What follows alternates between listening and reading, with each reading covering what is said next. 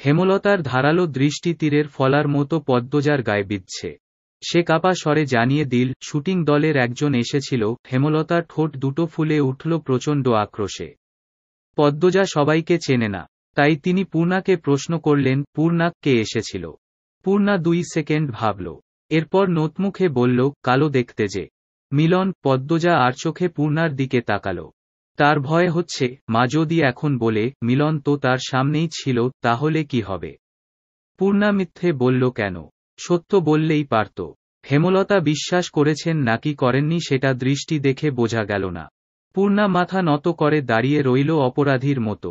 হেমলতা বারান্দা অবধি এসে আবার ঘুরে তাকালেন। মনটা খচখচ করছে। মনে হচ্ছে ঘাপলা আছে, নাকি তার সন্দেহবাতিক মনের ভুল ভাবনা। কে জানে। রাতে পদ্মজা খেতে চাইল না। বিকেলের ঘটে যাওয়া ঘটনা তাকে ঘরে রেখেছে। চিঠিটা পড়তে বিন্দুমাত্র ইচ্ছে হচ্ছে না। তবুও কেমন কেমন একটা অনুভূতি হচ্ছে, অচেনা অজানা অনুভূতি। পদ্মজার হাব ভাব হেমলতার বিচক্ষণ দৃষ্টি এড়াতে পারল না। তিনি ঠিকই খেয়াল করেছেন, কিন্তু মেয়েরা স্বয়ং আল্লাহ ছাড়া অন্য সবার থেকে কথা লুকোনোর ক্ষমতা নিয়ে যে জন্মায় তা তো অস্বীকার করা যায় না। যেমন তিনি এই ক্ষমতা ভালো করেই রপ্ত করতে পেরেছেন। পদ্মজাকে জোর করে খাইয়ে দিলেন, কোনো প্রশ্ন করলেন না। রাতের মধ্যভাগে মোর্শেদ হেমলতাকে জড়িয়ে ধরতে চাইলে হেমলতা এক ঝটকায় সরিয়ে দেন। চাপা স্বরে ক্রোধ নিয়ে বললেন, তোমার বাসন্তীর কি হয়েছে? সে কি তোমাকে ত্যাগ করেছে? সেদিন ফিরে এলে কেন? 66। পদ্মজা। মোর্শেদ চমকালেন, অপ্রস্তুত হয়ে গেলেন যেন। হেমলতা বাসন্তীকে চিনল কি করে? এই নাম তার গোপন অধ্যায়। অবশ্য হেমলতার মতো মহিলা না জানলেই বোধহয় বেমানান লাগত। মোর্শেদ বিব্রত কণ্ঠে বললেন, হে আমারে কি ত্যাগ করব? আমি হেরে ছাইরা দিছি। হেমলতা বাঁকা হাসলেন। অন্ধকারে তা নজরে এলো না মোর্শেদের। 20 বছরের সংসার এমন আচমকা ভেঙে গেল যে। হেমলতার কণ্ঠে ঠাট্টা স্পষ্ট, তবে চাপা দীর্ঘশ্বাস রয়ে গেল গোপনে। মোর্শেদের শরীরের পশম দাঁড়িয়ে পড়ে। এ খবরও হেমলতা জানে। এত কিছু কিভাবে? হেমলতার চোখের কোণে জল চিকচিক করে উঠেছে। তিনি চাদর গায়ে দিয়ে চলে গেলেন বারান্দায়। রাতে বেশ ঠান্ডা পড়ে। মোর্শেদের কোনো কৈফিয়ত তিনি শুনতে চান না, তাই বারান্দার ঘরে এসে বসলেন। কতদিন পর রাতের আধারে বারান্দার ঘরে এসেছেন। বিয়ের 1 বছর পরই জানতে পেরেছিলেন মোর্শেদ তাকে বিয়ে করার 6 মাস আগে বাসন্তী নামে এক অপরূপ সুন্দরী মেয়েকে বিয়ে করেছেন। স্বামীর ঘর ছাড়া আর পথ ছিল না বলে এত বড় সত্য হজম করে নিয়েছিলেন। বাসন্তীর মা বারানারী, আর একজন বারানারীর মেয়েকে সমাজ কিছুতেই মানবে না। মোর্শেদের বাবা মিয়াফর মরল টাকার বিনিময়ে দেহ বিলিয়ে দেওয়া একজন বারানারীর মেয়েকে ছেলের বউ হিসেবে মানতে আপত্তি করেন। ততদিনে মোর্শেদ বিয়ে করে ফেলেছে, যদিও সে খবর মিয়াফর মরল পাননি। তিনি মোর্শেদের মন ফেরাতে শিক্ষিত এবং ঠান্ডা স্বভাবের হেমলতাকে বেছে নিলেন। কুরবান হল হেমলতার। তখন কলেজে ওঠার 7 মাস চলছিল। এরপর পোড়াটাও আর এগোল না। জীবনের মোড় করুণ রূপে পাল্টে গেল। পরদিন সকাল সকাল স্কুলে রওনা হল 2 বোন। পূর্ণা পথে চিঠিটা পড়ার পরিকল্পনা করেছিল। পদ্মজা হতে দিল না। শেয়ানা 2টা মেয়ের হাতে কেউ চিঠি দেখে ফেললে ইজ্জত যাবে। পদ্মজার প্রতি বিরক্ত বোধ করছে পূর্ণা। চিঠিটা তার কাছে। পথে নতুন করে পরিকল্পনা করল সে ক্লাসে বইয়ের চিপায় রেখে চিঠি পড়বে। কিন্তু তাও হল না। পর 2 দিন কেটে গেল। সুযোগ পেলেও পড়তে দিতে চাইত না পদ্মজা, সারাক্ষণ যেন হাতে জান নিয়ে থাকে। এই বুঝি মা এলো। 2 দিন পর পূর্ণা মোক্ষম পদ্মজা। 67। সুযোগ পেল। প্রান্ত ও প্রেমাকে নিয়ে হেমলতা বাপের বাড়ি গিয়েছেন।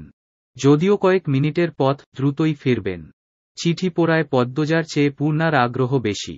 সে চিঠি খোলার অপেক্ষায় ছিল। আজ খুলতে গিয়ে মনে হল যার চিঠি তার খোলা উচিত। পদ্মজা চিঠি খুলতে দেরি করছিল বলে পূর্ণা তাড়া দিল, এই আপা, খোলো না। লজ্জা পাচ্ছ কেন? জিনিসটা চিঠি, কারো গায়ের কাপড় না। লোনাজা বিস্মিত নয়নে তাকালো, যেন পূর্ণা কাউকে খুন করার কথা বলেছে। বলল, কি সব বলছিস পূর্ণা? আচ্ছা, মাফ চাই।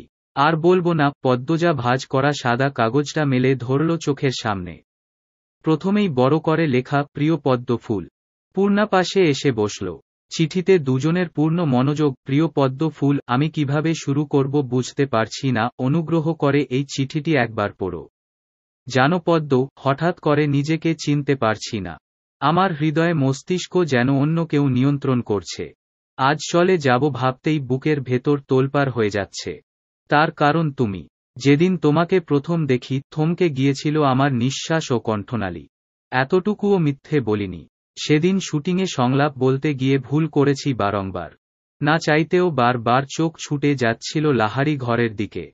বুকে থাকা হৃৎপিণ্ডটায় শিরশিরে অনুভূতি শুরু হয় সেই প্রথম দেখা থেকেই। তোমাকে দ্বিতীয়বার দেখার আশায় প্রতিটা ক্ষণ গুনেছি। দ্বিতীয়বার দেখা পাই যখন বেগুন নিতে আসো। সেদিন কথা বলার লোভ সামলাতে পারিনি। টমেটোর অজুহাতে শ্রবণ করি পদ্ম ফুলের কণ্ঠ। মনে হচ্ছিল এমন রিনরিনে গলার স্বর এই ইহজীবনে আর কখনো শুনিনি। রাতের ঘুম আড়ি করে বসে তোমায় প্রতিনিয়ত দেখার একমাত্র পন্থা তোমার স্কুল। সবার অগোচরে কতবার তোমার পিছু নিয়েছি। তুমি বোকা, ধরতে পারোনি একবারও। সুন্দরীরা বোকা হয় আবার প্রমাণ হলো। এই বোকা বলেছি বলে রাগ করো না যেন। এরই মধ্যে জানতে পারি তোমার মায়ের ইচ্ছে তুমি অনেক পড়বে। তোমার জন্য অনেক উঁচু বংশ থেকে বিয়ের প্রস্তাব এসেছে। তাও তিনি ফিরিয়ে দিয়েছেন। সেখানে আমি অতি সামান্য, অযোগ্য পাত্র। তবুও সাহস করে তোমার বাবার কাছে বিয়ের প্রস্তাব দিয়েছি। পদ্ম ৬৮। পদ্মজা ফুলটাকে যে আমার চাই, তিনি রাজি হয়নি। সিনেমায় অভিনয় করা নায়কের সঙ্গে আত্মীয়তা নাকি করবেন না। এটাও বললেন তোমার অনেক পড়া বাকি। তোমার মা কিছুতেই রাজি হবেন না। আহত মনে দুপা পিছিয়ে আসি। ভেবেছি তোমার কলেজ পড়া শেষ হলে পরিবার সঙ্গে করে বিয়ের প্রস্তাব নিয়ে আসব। তোমার মা সম্পর্কে যা জেনেছি বুঝেছি, ভাতে একটুকু বিশ্বাস আছে তিনি অভিনেতা বলে আমাকে এড়াবেন না। তিনি বিচক্ষণ মানুষ। সময় নেই আর। যা এতদিন বলতে চেয়েছি কিন্তু সুযোগ পাইনি, আজ বলতে চাই আমি তোমায় ভালোবাসি পদ্ম ফুল। আমার ভালোবাসা বর্ণনা করার জন্য শব্দগুলো কম হতে পারে, তবুও আমি বলছি, যদি আমি আকাশ হই তুমি সেই সূর্যের রশ্মি, যে রশ্মি থেকে নতুন করে আলোকিত হয়েছি আমি। ইতি লিখন শাহ। পদ্মজার মিশ্র অনুভূতি হচ্ছে। পূর্ণা হাসছে।